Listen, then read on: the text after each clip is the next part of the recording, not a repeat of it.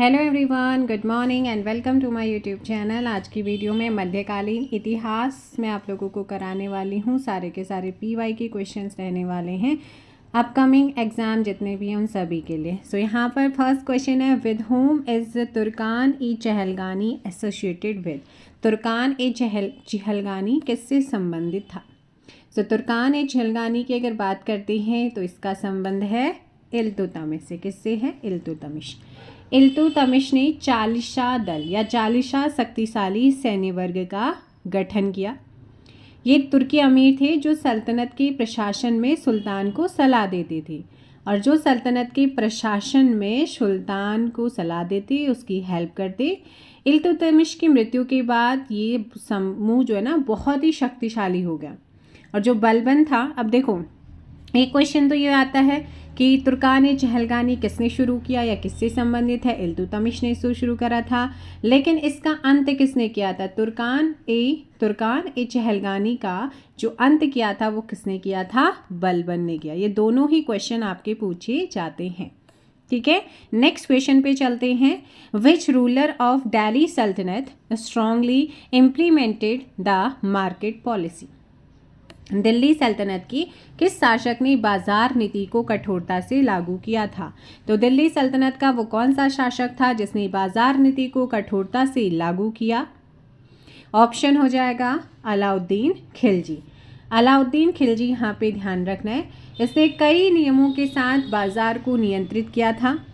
सभी वस्तुओं की लागत तय की। बिक्री के लिए सभी सामान खुले बाजार में लाए गए, जिसे क्या कहा गया था? सराय कहा गया था, ठीक है। इसने जो है दीवानी रियासत नामक मंत्री के अधिक बाजार नियंत्रण विभाग की स्थापना की अधीन। अलाउद्दीन खिलजी जो है वो 1296 में दिल्ली के सिंहासन पर सत्तारूढ़ होता है और पहला तुर्की सुल्तान था जिसने धर्म को राजनीति से अलग कर दिया था। तो ये क्वेश्चन बन सकता है कि धर्म से राजनीति को अलग करने वाला सुल्तान कौन सा दिल्ली सल्तनत में? तो आपको ध्यान रखना है अलाउद्दीन खिलजी था। Next question number 3, who started the traditions of सजदा एंड पायबोस। मतलब सजदा और पाबोस की परंपरा किसने आरंभ की थी?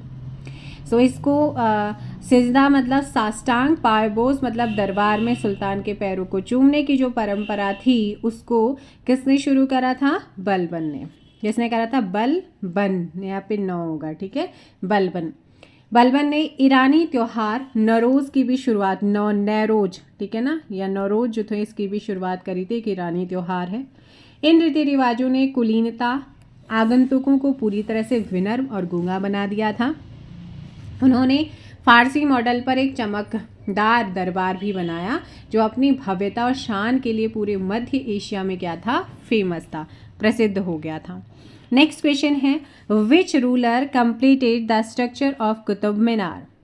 किस शासक ने कुतुब मीनार की संरचना को पूरा करवाया? तो किसने करवाया था? इल्तुतमिश ने। कुतुब मीनार की जो नींव रखी थी वो किसने रखी थी? कुतुबुद्दीन ऐबक ने रखी थी, है ना। लेकिन कुतुब मीनार की संरचना को पूरा किसने कराया था? क्योंकि उससे पहले वो चला गया, तो उसको जो कंप्लीट कराया था इल्तुतमिश ने कराया था। ये 225 फीट ऊंची 4 मंजिल का बनाया दिया गया था उसके द्वारा। फिरोज शाह तुगलक के समय बिजली गिरने के कारण चौथी मंजिल नष्ट हो गई थी, जिसके कारण फिरोज शाह ने 2 छोटी मंजिलें बनवाई, जिससे इसमें क्या हो गई? 5 मंजिलें हो गई। तो अब याद रखना है कि किसके समय बिजली गिरने के कारण ये मंजिल नष्ट हो गई थी? तो आपको ध्यान रखना है फिरोज शाह तुगलक, उसने इसका दोबारा से पुनर्निर्माण कराया था एक तरीके से। नेक्स्ट क्वेश्चन यहाँ पर आता है, जित्तल नामक तांबे के सिक्कों को जारी किया था। The copper coin called jital was issued by. तो जित्तल नामक तांबे के सिक्के को जारी किया था, किसने जारी किया था? इल्तुतमिश ने। ऑप्शन डी यहाँ पे ध्यान रखना।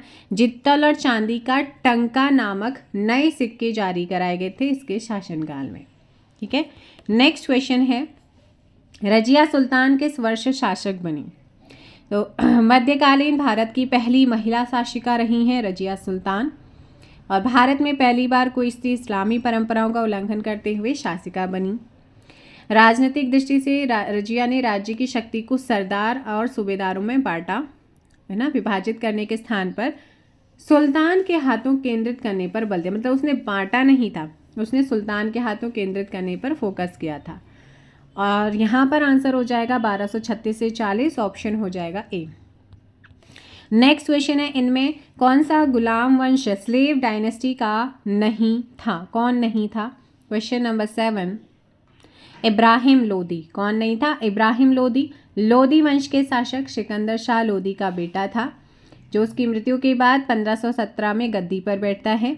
और 21 अप्रैल 1526 को पानीपत का प्रथम युद्ध में बाबर से हारा और इसी युद्ध में मारा भी जाता है। कुतुबुद्दीन कौन था? ऐबक का गुलाम था, ठीक है ना। कुतुबुद्दीन कौन था? ये ऐबक का गुलाम था।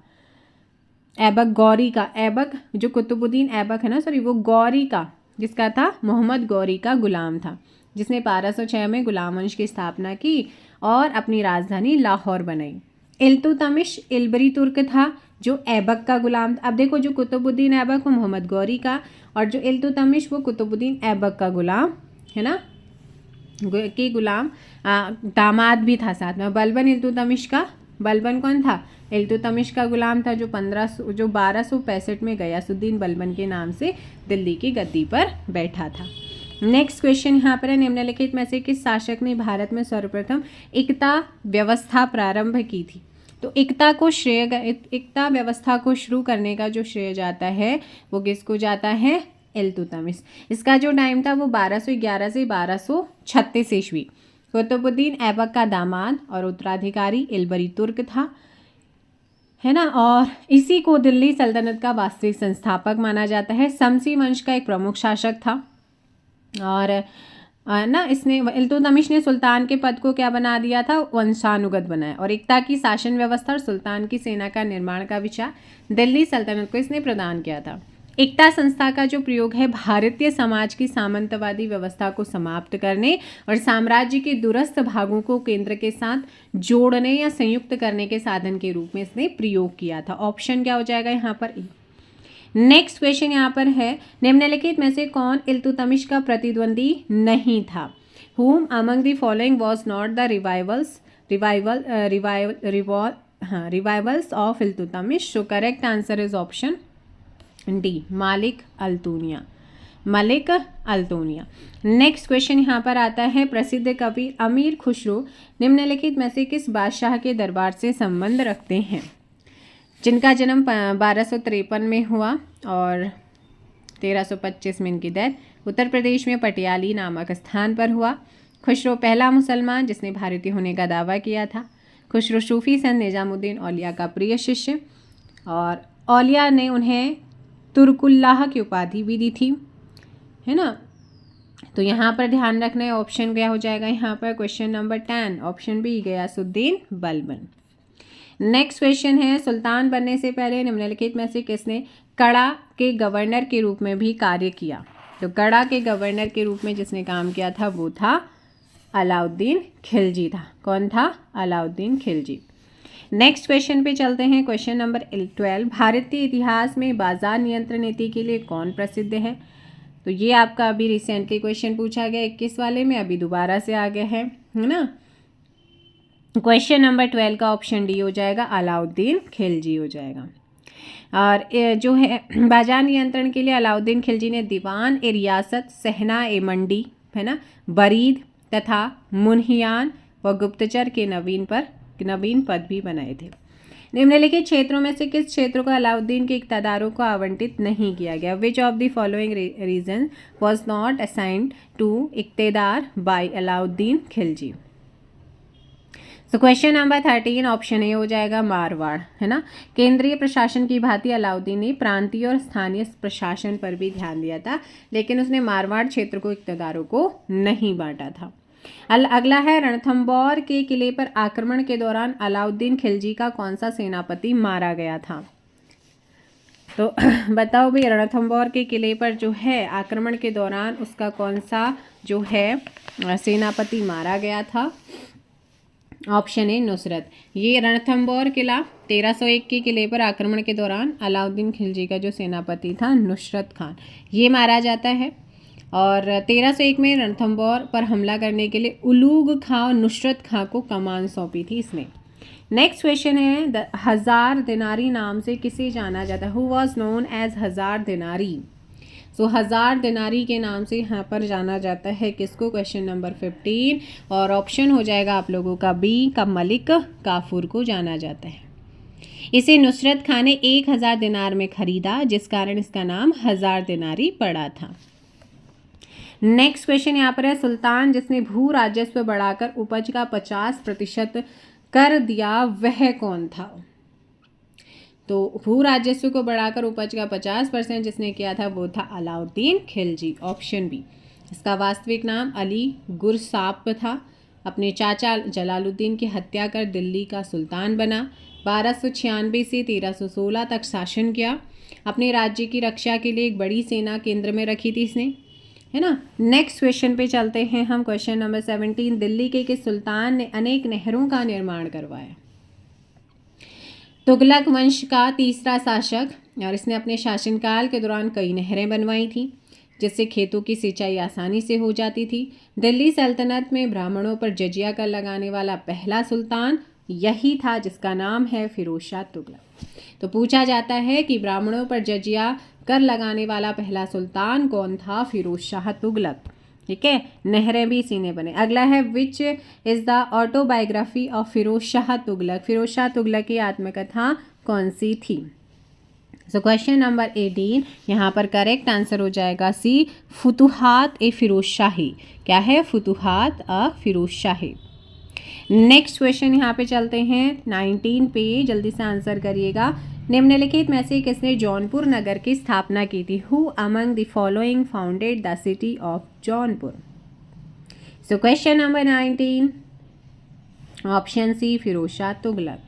नेक्स्ट क्वेश्चन आता है 20, है ना। वह सुल्तान जिसने प्रथम बार हिंदू धर्म ग्रंथों का फारसी भाषा में अनुवाद कराने का कार्य प्रारंभ किया था वो कौन था?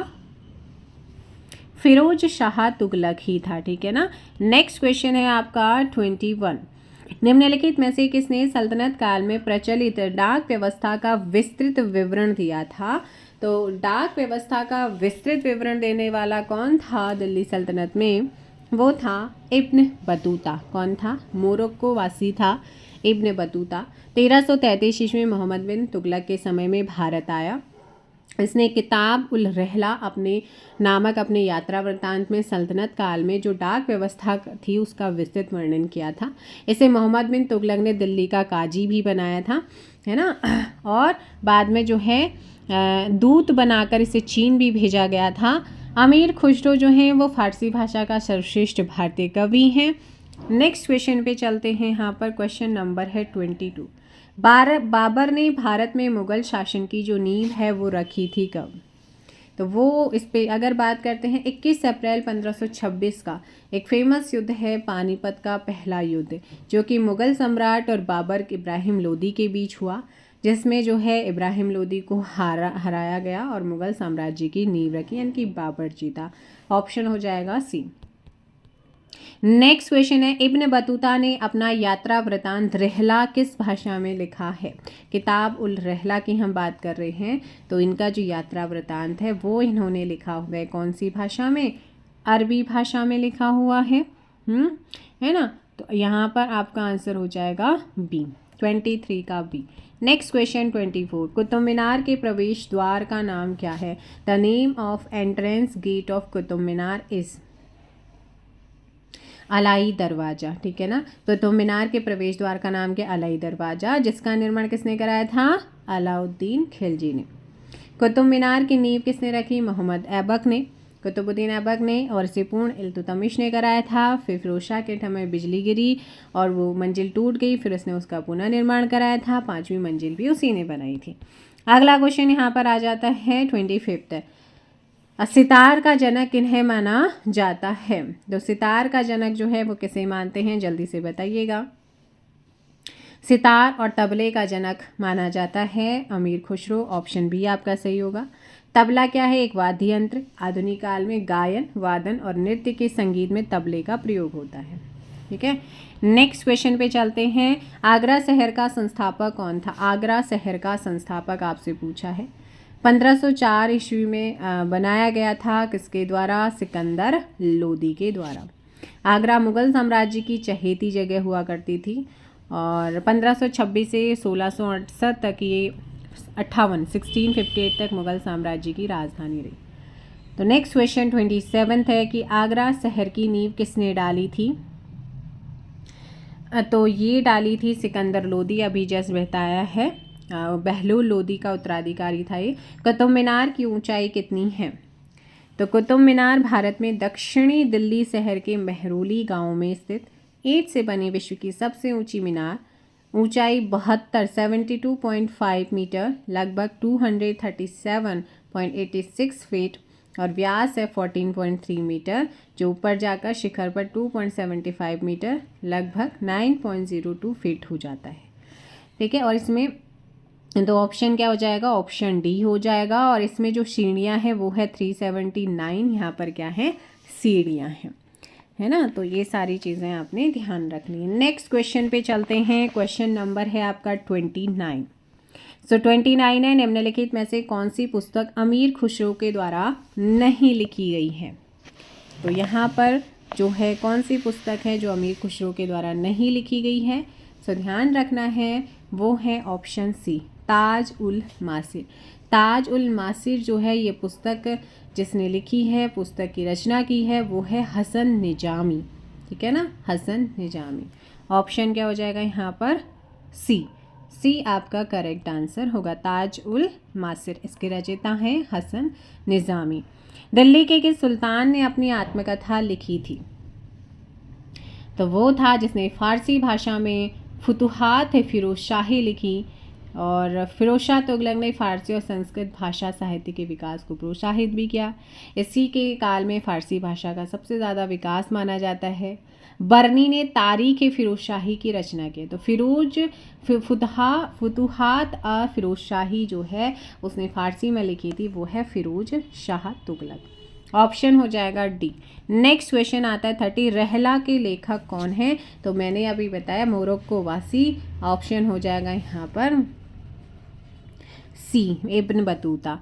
नेक्स्ट क्वेश्चन है, निम्नलिखित स्मारकों को उनसे संबंधित शासक से सुमेलित करना है। तो सुमेलित करिएगा। यहाँ पर अगर बात करते हैं सिकंदर लोदी, तो 32 है ना।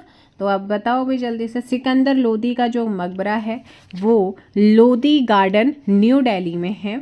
ठीक है ना, कहाँ पर है? लोदी गार्डन न्यू दिल्ली में। ये दोहरा गुंबद का मकबरा है। तो दोहरा गुंबद यहाँ पर हो जाएगा आपका ए का 4th हो जाएगा। और ये एलिमिनेट हो गया, ये एलिमिनेट हो गया, है ना। इसके बाद चलते हैं हम, शेरशाह सूरी का मकबरा बिहार के सासाराम में है ना। तो शेरशाह सूरी का मकबरा कहाँ पर है? बिहार के सासाराम। ये अष्टभुजी आकार का मकबरा है। तो शेरशाह अष्टभुजी हो जाएगा शेरशाह।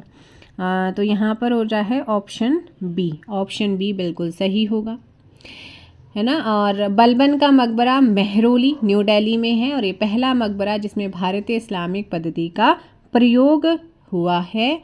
मेहराब का असली आकार इस पे दिया गया है।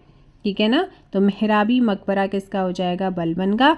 और गोल गुंबद की हम बात करते हैं तो मोहम्मद आदिल शाह का जो मकबरा है वो गोल गुंबद बीजापुर में है। ऑप्शन आपका बी बिल्कुल सही। नेक्स्ट क्वेश्चन है, लीलावती का लेखक भास्कर सेकंड था, कौन था? ऑप्शन बी, गणितज्ञ। नेक्स्ट क्वेश्चन यहाँ पर आता है 34,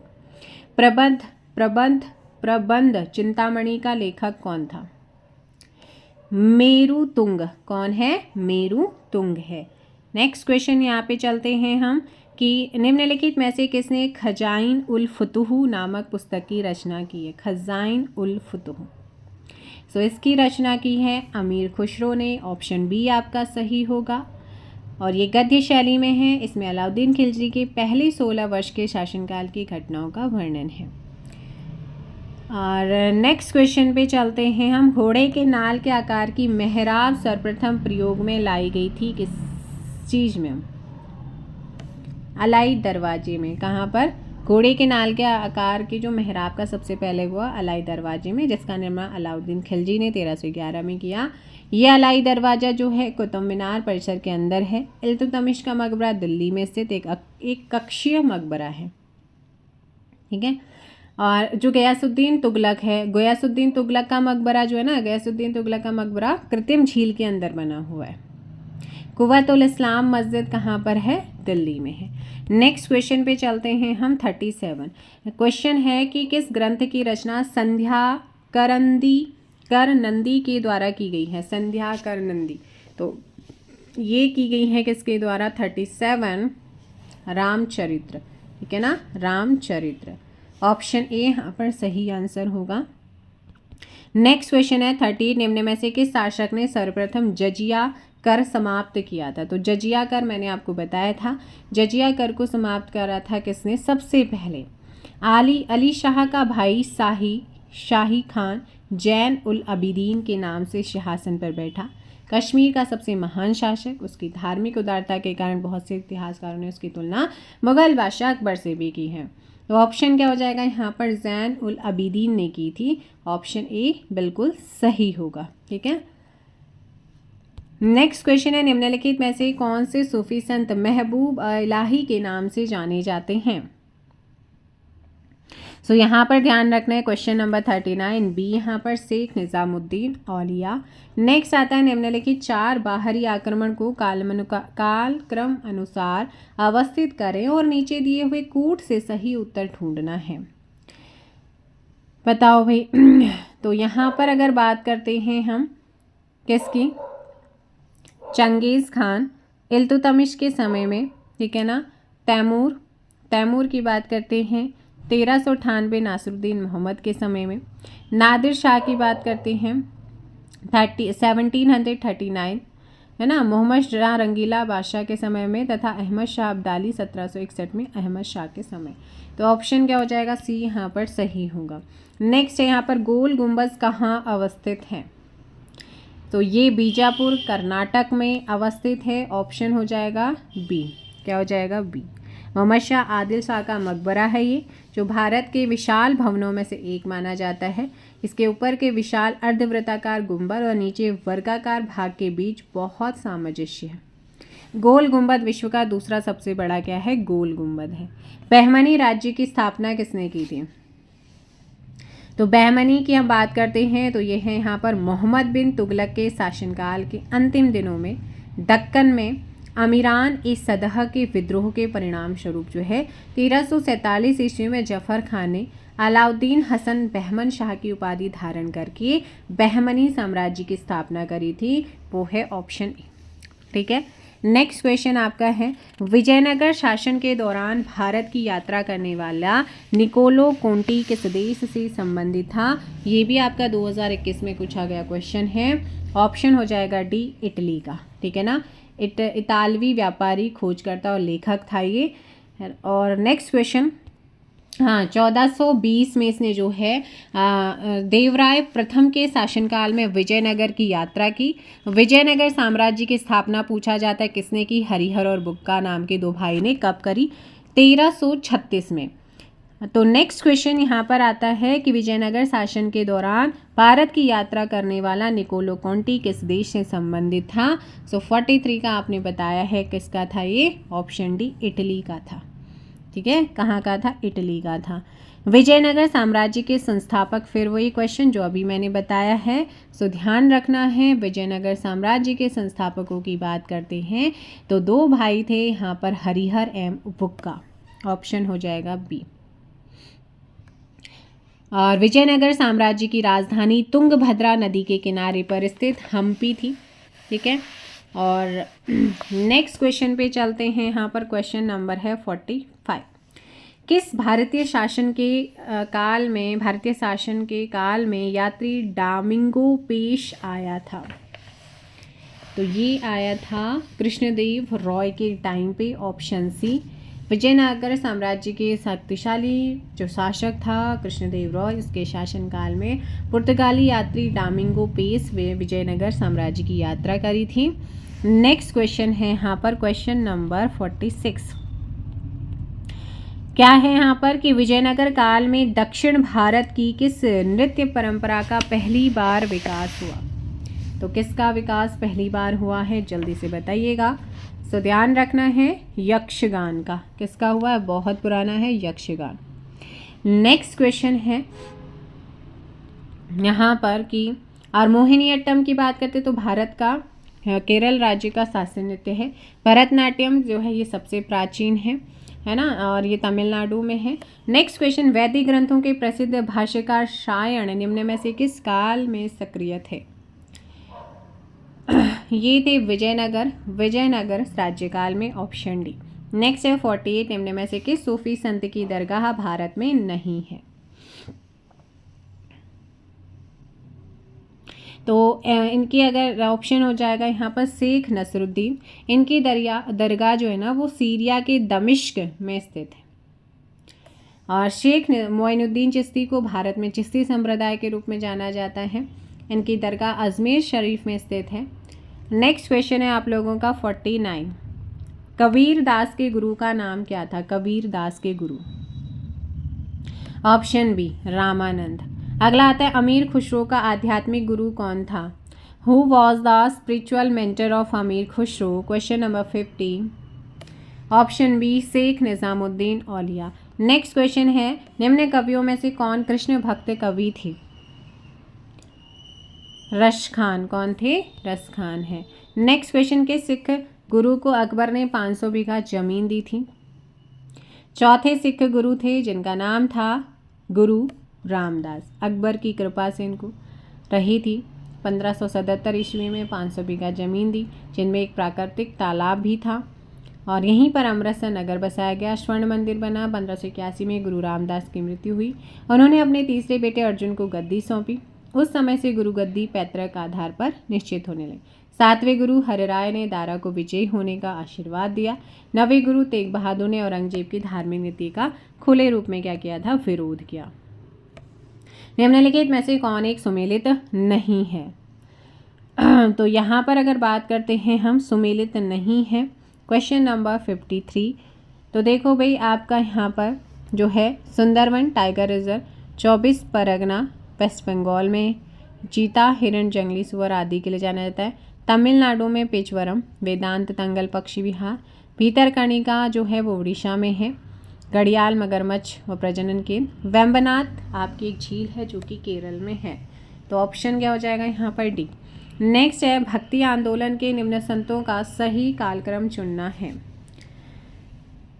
सो करेक्ट आंसर यहाँ पर देखो, रामानुजन का 1017 से 1137 रहा। रामानंद का 15वीं शताब्दी था। कबीर 1398 से 1510 है। रैदास 1482 से 1527 है। तो इसके अकॉर्डिंग यहाँ पर आंसर होगा ए, रामानुज, रामानंद और कबीर, फिर उसके बाद आते हैं रैदास। नेक्स्ट क्वेश्चन है खालसा पंथ की स्थापना किसने की थी? सो खालसा पंथ की अगर बात करते हैं 10वें गुरु और अंतिम गुरु कौन थे? गुरु गोविंद सिंह। ऑप्शन सी आपका सही होगा। निम्न में से कौन एक भक्ति आंदोलन से जुड़ा नहीं है? कौन है जो भक्ति आंदोलन से जुड़े हुए नहीं है? सो ध्यान रखना है, वो है अमीर खुसरो। कौन है? अमीर खुसरो, यहाँ पर ध्यान रखना है। अगला क्वेश्चन है कि सिख गुरु के द्वारा है ना सिखों का खालसा रूपांतरण किया गया था। तो ये खालसा रूपांतरण जो किया गया ये किया था गुरु गोविंद सिंह जी ने। नेक्स्ट क्वेश्चन है कि आदि शंकराचार्य के द्वारा स्थापित 4 मठ कौन से हैं? तो इन्होंने 4 मठ जो कि भारत के 4 कोनों पर बने हैं। जोशीमठ हिमाचल में, द्वारका गुजरात में, पुरी उड़ीसा में, श्रृंगेरी तमिलनाडु में। तो कौन सा सही होगा? पुरी, श्रृंगेरी, द्वारका और वाराणसी। एक सेकेंड,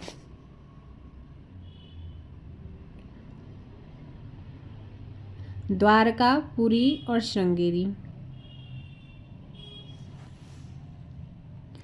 आप देखो जोशीमठ, द्वारका, पुरी, श्रृंगेरी। तो ऑप्शन यहाँ पर भाई ए होगा ना, ए। ठीक है। भैया जो जोशी मठ है उसका नाम ज्योतिर्मठ किया गया है, जो कि हमारे उत्तराखंड है। तो वो मैंने आपको हिमाचल, तो वो हमारा जोशी मठ चमोली है, ठीक है ना। तो ये आप ध्यान रखिएगा।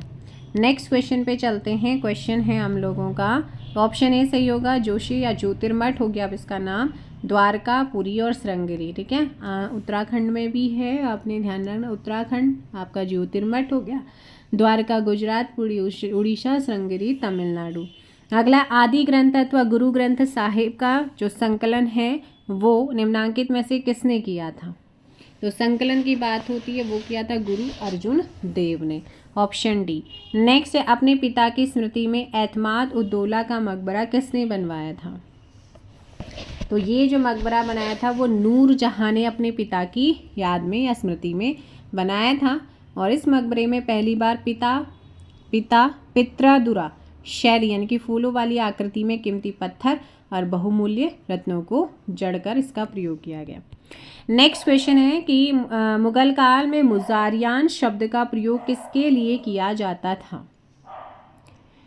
कृषकों के लिए, ठीक है ना। किसके लिए? कृषकों।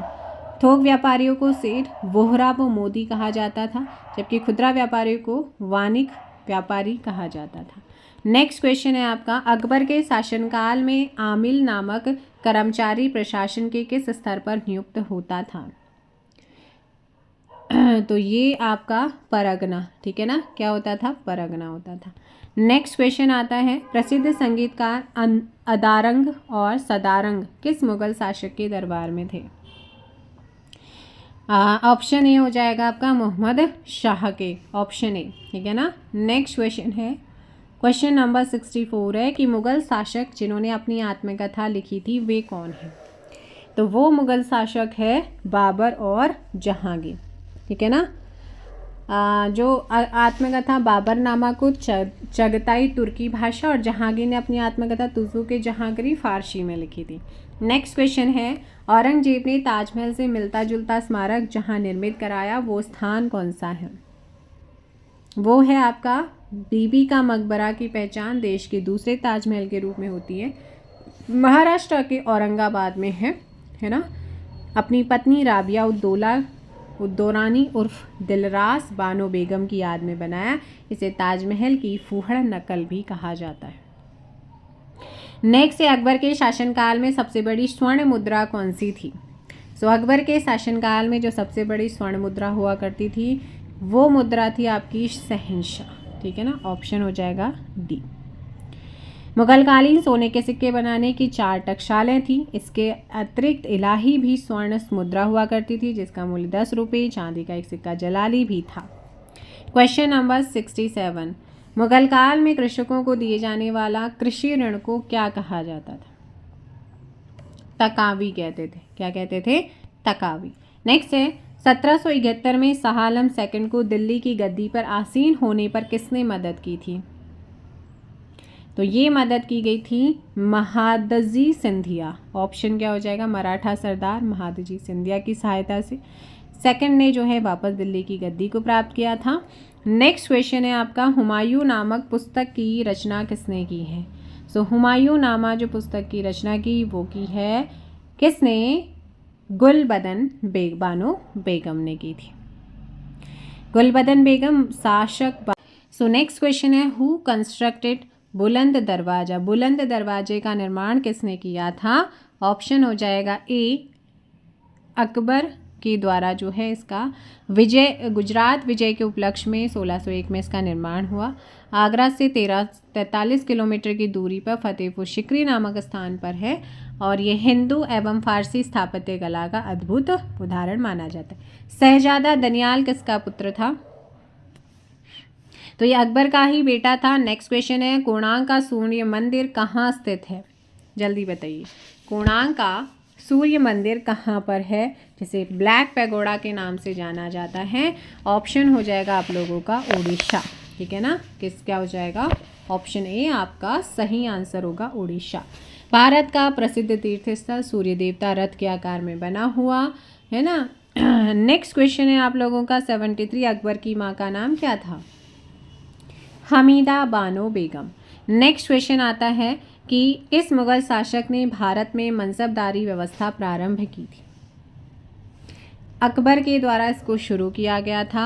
नेक्स्ट क्वेश्चन है हुमायूं का मकबरा कहाँ स्थित है?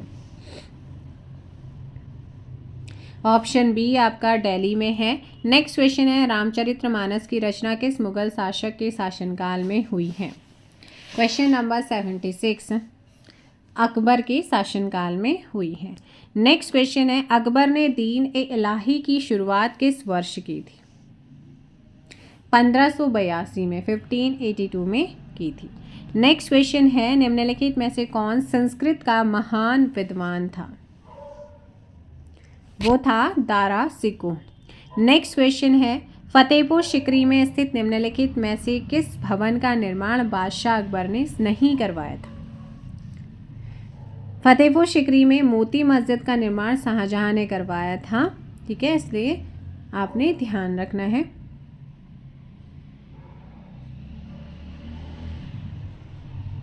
और जो दिल्ली में स्थित मोती मस्जिद है उसका निर्माण औरंगजेब ने करवाया, ये भी ध्यान रखना, ऑप्शन बी।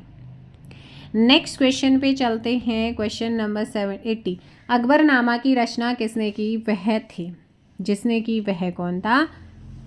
अबुल फजल। आईन अकबरी में मुगल बादशाह अकबर के शासनकाल का वर्णन है। ठीक है, नेक्स्ट क्वेश्चन यहाँ पर आता है कि निम्नलिखित में से किसे आगरा के निकट सिकंदरा में दफनाया गया था?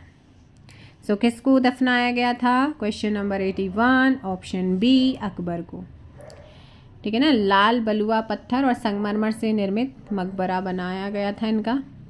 नेक्स्ट क्वेश्चन है औरंगजेब ने जजिया किस वर्ष पुनः आरोपित किया था?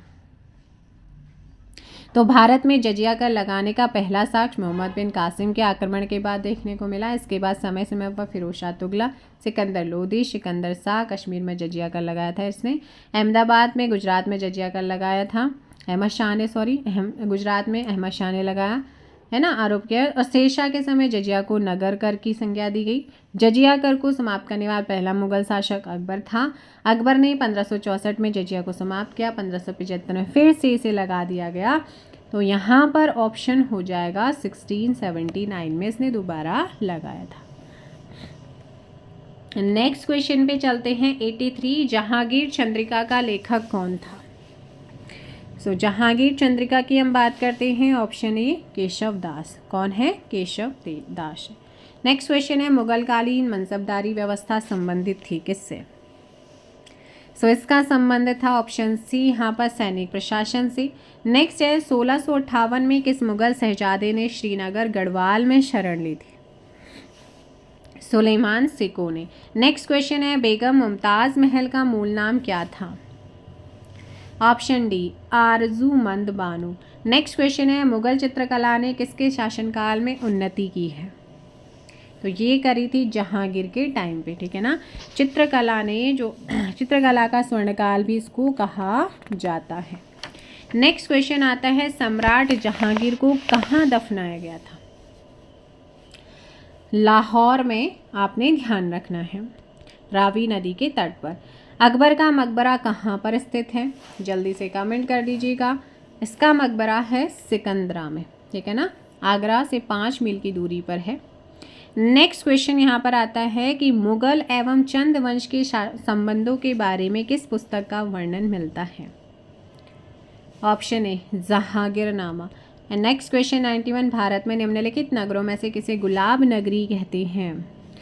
सॉरी, गुलाबी नगरी, पिंक सिटी, जयपुर को। रामचरित्र मानस नामक ग्रंथ के रचयिता कौन थे?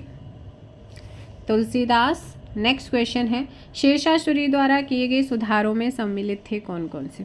इसने जो सुधार करे थे वो राजस्व सुधार भी था, प्रशासनिक सुधार भी था और सैनिक भी था। साथ में करेंसी प्रणाली में भी इसने सुधार किया था। सारे के सारे क्या हैं? सही हैं।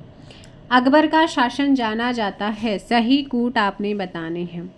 तो देखो भाई, क्षेत्रों को जीतने के लिए बिल्कुल सही है, अपनी प्रशासनिक व्यवस्था के लिए, न्यायिक प्रशासन के लिए, धार्मिक कट्टरता के लिए थोड़ी जाना जाता है। ऑप्शन यहाँ पर भी। नेक्स्ट है बाबर के साम्राज्य में सम्मिलित थे कौन कौन से क्षेत्र सम्मिलित थे? तो देखो, बाबर का क्षेत्र, काबुल का क्षेत्र, पंजाब का क्षेत्र, आधुनिक यूपी वाला, आधुनिक राजस्थान वाला क्षेत्र नहीं था। ऑप्शन सी हो जाएगा। क्या हो जाएगा? Option C. नेक्स्ट क्वेश्चन है आपका 96 कूट दिए गए हैं, कहाँ पर हैं स्मारक और स्थान आपने बताने। देखो भाई, हवा महल जयपुर में है, तो ये एलिमिनेट, ठीक है। चार मीनार हैदराबाद में है, तो ये दोनों ही है 1-1। दिलवाड़ा मंदिर आबू पर्वत पर है, तो ये आपका ऑप्शन हो जाएगा सी, ठीक है, ऑप्शन सी। और अक्षरधाम मंदिर आपका गांधीनगर में है। कौन सा स्मारक फतेहपुर, दिल्ली में भी है लेकिन ऑप्शन के अकॉर्डिंग चलेंगे, कौन सा स्मारक फतेहपुर सिकरी में नहीं है।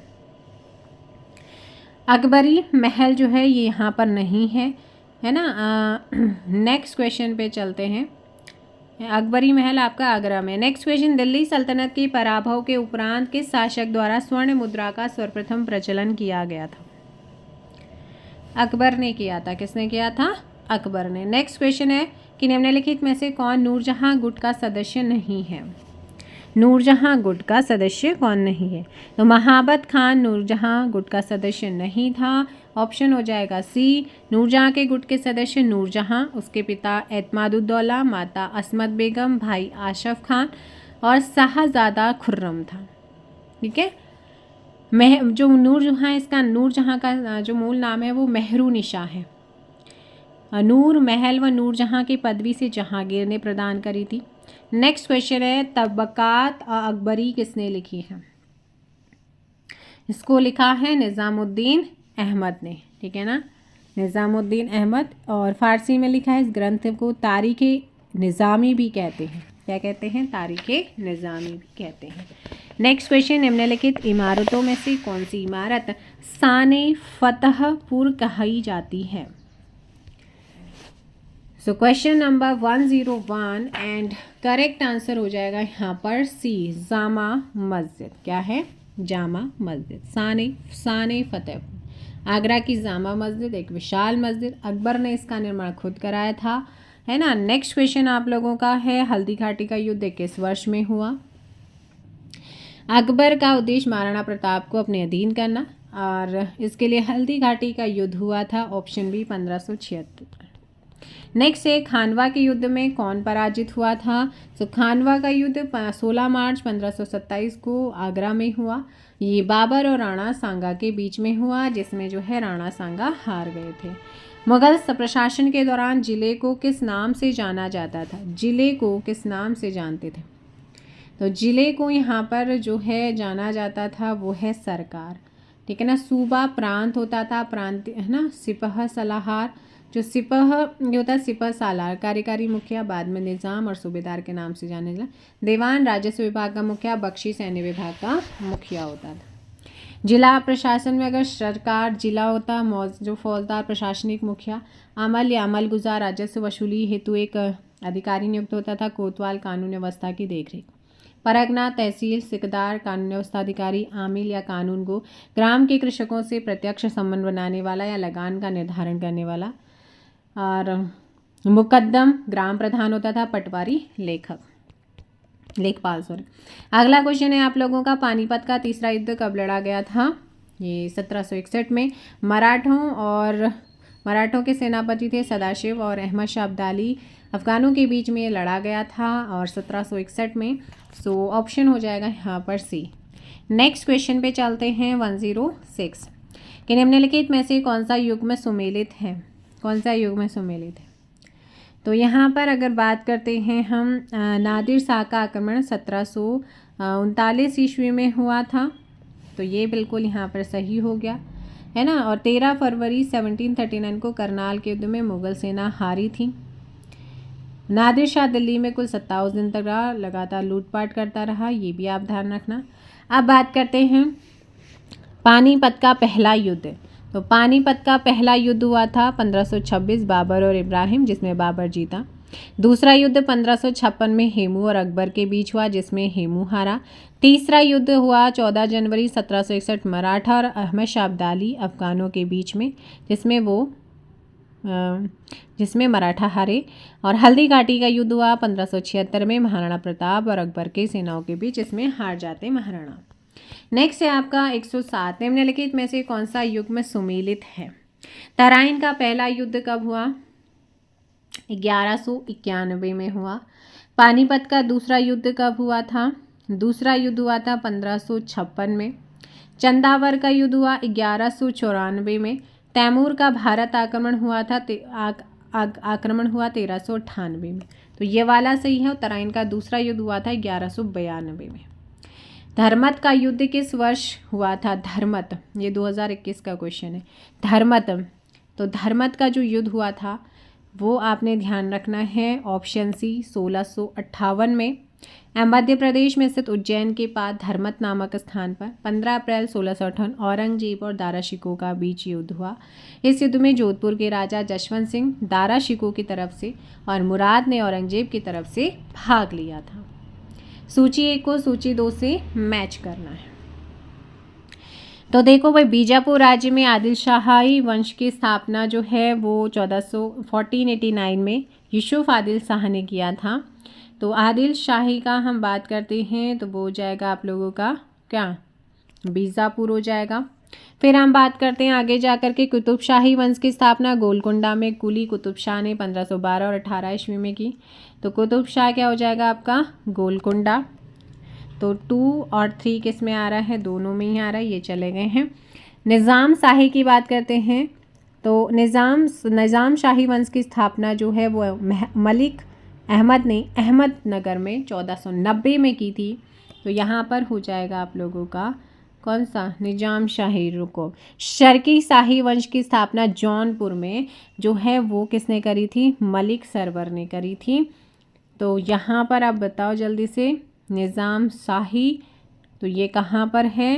तो ध्यान रखना है आप लोगों का, ये हो जाएगा यहाँ पर निज़ाम शाही की बात करते हैं हैदराबाद और शर्की की बात करते हैं वो हो जाएगा आपका जौनपुर। ऑप्शन डी क्या है, सही है। शिवाजी ने अपनी राजधानी किसे बनाया था? वह है, जिसे बनाया था वह कौन सी है? रायगढ़ है। विजय स्तंभ कहाँ स्थित है? तो ये चित्तौड़गढ़ में है, ठीक है। नेक्स्ट क्वेश्चन है, पुरंदर की संधि निम्न के मध्य हस्ताक्षरित की गई थी, किसके किसके बीच में? तो ये 22 जून 1665 को जय सिंह और शिवाजी के बीच में संपन्न हुई थी। इसके परिणाम स्वरूप इस संधि के अकॉर्डिंग शिवाजी को अपने 4 लाख घोड़ों वाले 23 किले मुगलों को सौंपने पड़े। बीजापुर के खिलाफ मुगलों की सहायता करने का वचन देना पड़ा। पुरंदर की संधि की शर्तों के तहत संभाजी मुगल दरबार में 5000 मनसब देना, उचित जागीर देना और पुरंदर की संधि जयसिंह की शक्तिशाली विजय भी थी। नेक्स्ट क्वेश्चन पे चलते हैं। ऑप्शन क्या हो जाएगा 1, 1, 2 का बी, शिवाजी और जयसिंह। नेक्स्ट क्वेश्चन पे है आपका कि निम्नलिखित में से किस राज्य के शासक ने जो है वो अफजल खां को शिवाजी को पकड़ने के लिए भेजा था? क्वेश्चन नंबर 113 वो हो जाएगा बीजापुर। क्या हो जाएगा भाई? बीजापुर आपका सही आंसर है। शिवाजी के अष्टप्रधान में निम्नलिखित में से कौन आधुनिक विदेश सचिव के समकक्ष थे? 114 का ऑप्शन हो जाएगा डी, दबीर। अब पेशवा कौन होता था? प्रधानमंत्री। दबीर सुमंत या दबीर विदेश मंत्री या विदेश सचिव के समकक्ष। पेशवा प्रधानमंत्री, अमात्य वित्त मंत्री, वाक्यानवीश राजा के दैनिक कार्यों या दरबार का वितरण रखता था। शुरनिवेश राजकीय पत्र व्यवहार का कार्य देखता था। सुमंत दबीर विदेश मंत्री या सचिव। सर ए नौबत सेना भर्ती। पंडित राव धार्मिक कार्य को देखता था। न्यायाधीश मुख्य न्यायाधीश होता था।